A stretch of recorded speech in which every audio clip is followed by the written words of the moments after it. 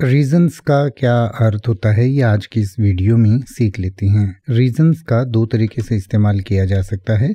एक तो रीजन का प्लूरल यानी बहुवचन होता है रीजंस, यानी कि एक से ज़्यादा रीजन को हम रीजंस कहते हैं। और रीजन का अर्थ होता है कारण, दलील, प्रयोजन, हेतु या तर्क। तो एक से ज्यादा कारणों को या दलीलों या प्रयोजनों को हम रीजंस कहते हैं। इसके अलावा रीजन का इस्तेमाल वर्ब के रूप में भी किया जाता है, और अगर वर्ब के रूप में रीजन का इस्तेमाल जब हम प्रेजेंट इंडेफिनिट टेंस में ही, शी, इट या सिंगुलर थर्ड पर्सन के साथ करते हैं तो रूल के अकॉर्डिंग इसके साथ एस लगाते हैं, जिससे रीजंस बनता है। और रीजंस का अर्थ होता है कि रीजन करता है या करती है। और रीजन करने का अर्थ होता है तर्क करना, बहस करना, सिद्धांत लाना, समझाना, परिणाम निकालना, सोच विचार करना या दलील करना। तो रीजंस का मतलब हुआ कि तर्क करता है या करती है, बहस करता है या करती है, या दलील करता है या करती है। जैसे कि अगर आप ये कहना चाहें कि उसने कई कारणों से इस्तीफा दिया तो आप कहेंगे he resigned for a variety of reasons. He resigned for a variety of reasons.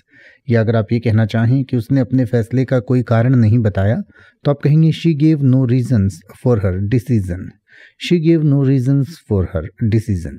या अगर आप ये कहना चाहें कि उसने देरी के कारणों का जिक्र किया तो आप कहेंगे he specified the reasons for the delay.